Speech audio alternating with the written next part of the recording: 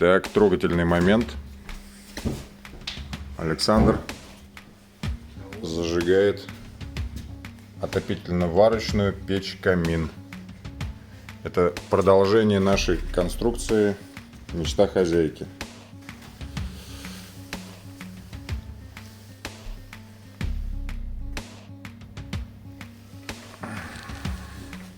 Сразу прокомментируем. С этой стороны у нас, собственно говоря, есть топочная дверь. Здесь полочка, чтобы можно было положить спички и так далее.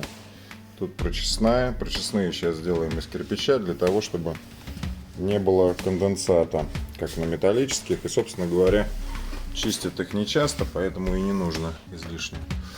Ну, собственно, вот она, тяга пошла, хорошая. Здесь заказчики будут сидеть, наслаждаться видом живого огня. Ну, тяга хорошая, смотри, как прям протягивает. Так, здесь у нас варочная панель. Здесь вот, где круги, можно их вынимать и вставлять шашлычки или еще что-то такое, запекать, как в тамбере. Тут у нас поворотная задвижка для того, чтобы убирать дым, если что-то здесь убежит на варочной панели.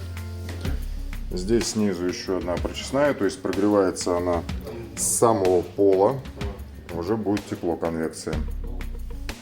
Данная задвижка — это у нас летний зимний ход и общая задвижка. Здесь гарантийная табличка с номером договора, датой исполнения и фамилия мастера, который ее делал. Ну, печь шикарная, на мой взгляд, просто шикарная. Потом ее еще, когда она просохнет, покрыть пропиткой, и замечательно будет. Все по фэншую. Делайте заказы, ставьте лайки. Так, показываем сейчас, как выглядит печь с улицы через окно. Только-только сделали, печечка горит, не дымит, огонечек просто прекрасный. Просто кайф. Смотрится офигенно, лучше любой буржуйки, конечно же.